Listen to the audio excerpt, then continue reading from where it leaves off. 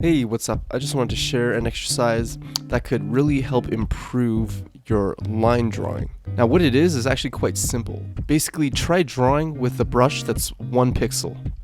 So how does drawing with a 1 pixel brush like this help you improve your line work or your penmanship, right? Well, we first have to think about like what exactly a line is. So there's a lot of things going on in a line. First, you have the line. Is it there or is it not?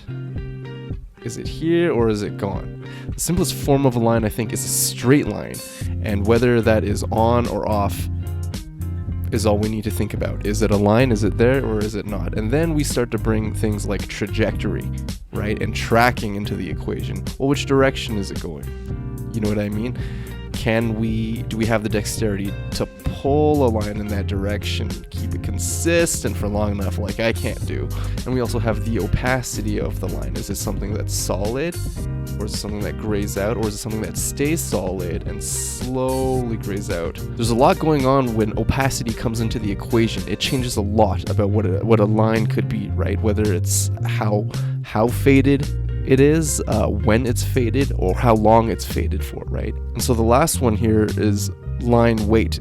And this one, again, changes the equation by a lot when it starts to come into things, because it's so...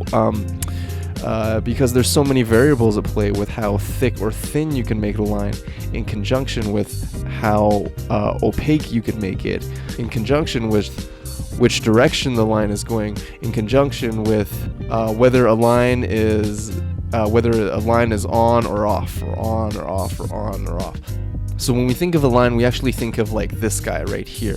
But actually a line of this complexity is actually a buildup of the trails and the tails and the whips and the tracks. A line of this complexity is actually built up of a bunch of other elements too, like having the tail, right? The line weight and the whips, the opacity, and also the track, which direction is the line going, right?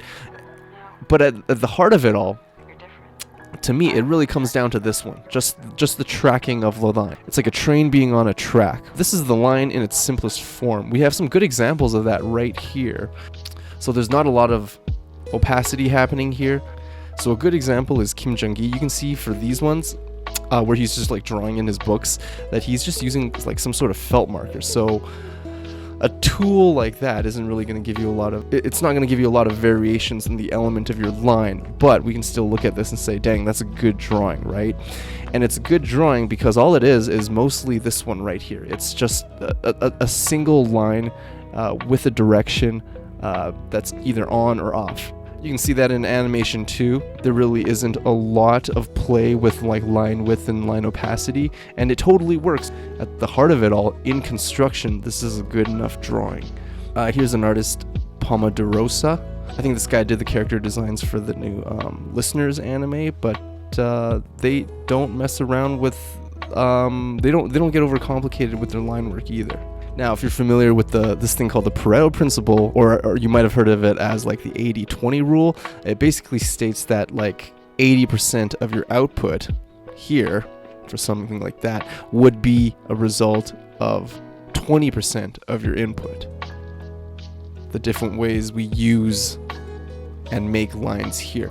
Now, which 20% do you think that is? Do you think it's the inclusion of opacity, the inclusion of a differentiating line weight, or is it just one of those two, or is it simply just a line with a direction that's either on or off, right? Most people would say it's this one, that just a normal tracking line is probably the 20% of line work or penmanship that would be responsible for 80% of your results.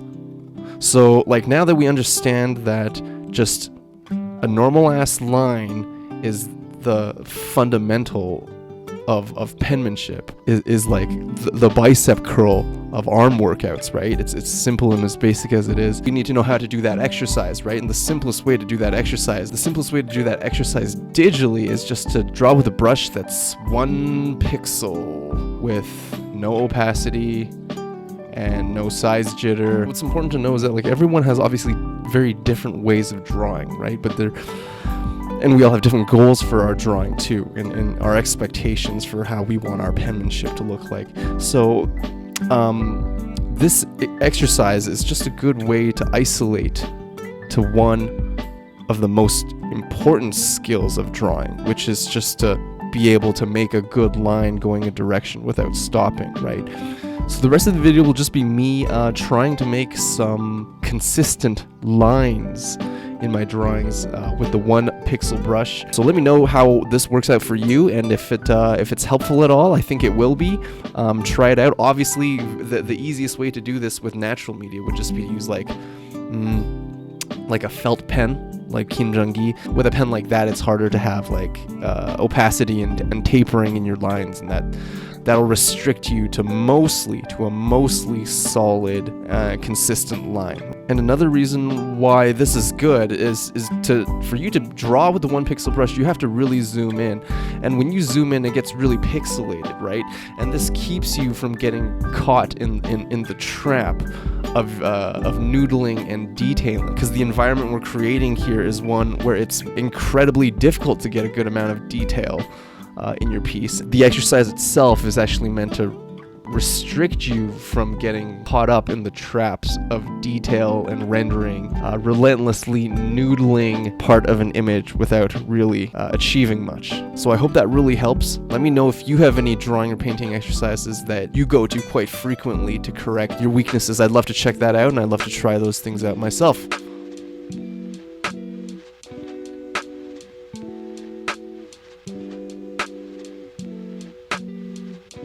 Okay, so as I was editing, I was going through the footage, and oh my god, I was completely doing it wrong. I was completely doing this exercise wrong. And I realized that near the end I was kind of doing it right, but I definitely wasn't thinking about continuity and flow and rhythm in the same way that I preached that this exercise was supposed to make you think. So just goes to show that I slip all the time. So I'm going to go back and redo it. So there's a few things we're going to do differently this time. One of which is I'm going to write my exact focus. I'm going to literally try and write it down at the top. So I've written down what my key focuses are for this exercise. It's making continuous lines, flowing lines, efficient lines, and rhythmic lines. So I'm going to try and keep all of that in mind and even glance back at it a couple times. Just for reference. So this is the concept of the study. That's number 1, and then number 2 is going to be I'm going to use something called ghosting. And if you're ghosting a line, basically is this: if you're thinking of making a line like that, try and trace it out, just hovering over the line the first couple times, and then to go in and make that line. Basically means just mime it. That's ghosting. Something helpful for me for ghosting is that when I do it this way, even though I'm going to be pulling the mark this way like that. When I'm practicing it in the air, I'm really trying to keep focus going this way and then also back down this way. And that's as I'm tracing in the air, I'm going back and forth along that track. So I actually should just stop there, with these two ideas. Because anything more than this, I feel like, starts to get overcomplicated. But here's another option, just in case, if you want to know, if you're curious. The third thing we can also try is tracing, because I know for my previous exercise, I was running out of ideas. For tracing, I might just, in low opacity, make a doodle here. Back to the black line, I might try and turn it into something, but to still be mostly faithful to those lines, right? If this is someone's mouth and they've got teeth coming through. So now I feel like I'm being a bit more conscious with these lines.